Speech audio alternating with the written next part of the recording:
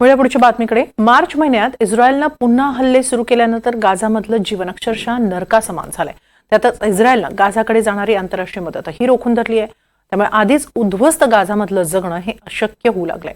वरून बॉम्ब वर्षाव आणि खाली बेचिराख जमीन अशा वातावरणात रोजचा दिवस कसा बसा काढावा लागतोय. गाझा पट्टीतील जगणं सध्या अतिशय अशक्य झालंय. 18 मार्चला इस्रायलनं पुन्हा हल्ले सुरू केले. त्याआधी दीड महिना युद्धविरामाचा गेला. युद्ध थांबलं म्हणून विस्थापितांच्या कॅम्पमधून गाझावासियांनी आपलं घर गाठलं.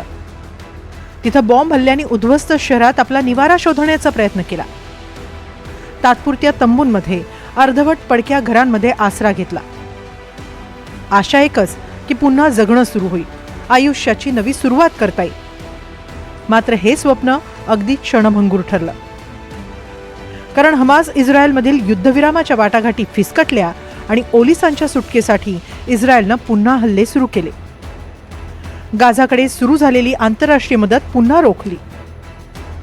कित्येक ट्रकमधून गाझासाठी जीवनावश्यक वस्तू पाठवल्या जात होत्या, त्या पुन्हा सीमेवरच खोळंबल्या आणि गाझावासियांचा जगण्याचा संघर्ष पुन्हा सुरू झाला.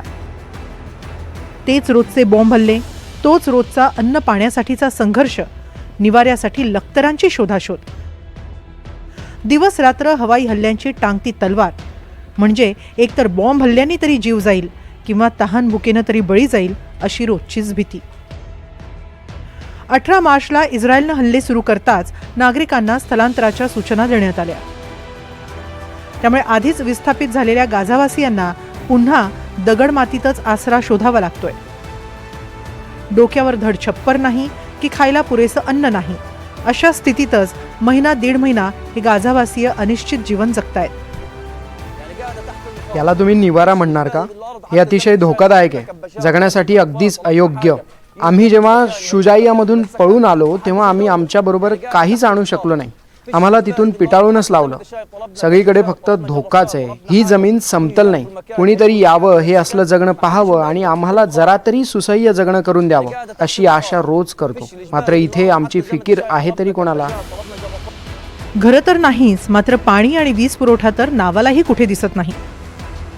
मुलांना देखील अशा स्थितीत राहावं लागतंय. मातीच्या ढिगाऱ्यांवरच ही मुलं खेळतात किंवा त्यात काहीतरी शोधत राहतात. हे ढिगारे पहा कसे वाढत चाललेत. इथं आम्ही खेळूही शकत नाही. याच माती, ढिगाऱ्यात, दगडखाचांमध्ये आम्ही बसून राहतो. हे मातीचे ढिगारेही स्फोटकच म्हणावे लागतील. कारण या आधीच्या हल्ल्यांमध्ये उद्ध्वस्त झालेल्या घरांच्या ढिगाऱ्याखाली काही जिवंत स्फोटकही आहेत. त्यामुळे इथं ढिगाऱ्यांवरून वावरणाऱ्यांना सतत जीवाचा धोका असतो.